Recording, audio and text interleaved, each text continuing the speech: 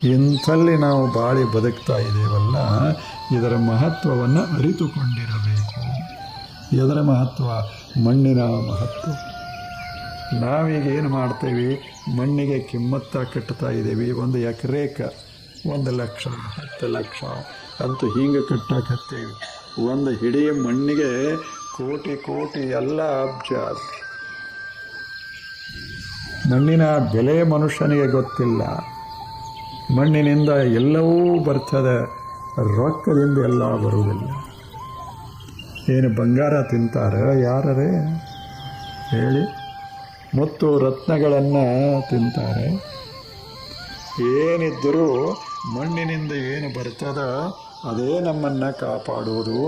ಆದ್ದರಿಂದ ಭೂಮಿ ಅಂದರೆ ದೇವರು, ರಕ್ಷಕ, ಪೋಷಕ. ಇಲ್ಲೇ ಎಲ್ಲ ಸೌಂದರ್ಯ ತುಂಬಿರುವುದು, ಇಲ್ಲೇ ಎಲ್ಲ ಸಂಪತ್ತ ತುಂಬಿರುವುದು. ಇಂಥ ಅದ್ಭುತವಾದ ಜಗತ್ತಿನಲ್ಲಿ ನಾವು ಬಡವರು ಹೆಂಗಾಗ್ತೇವೆ?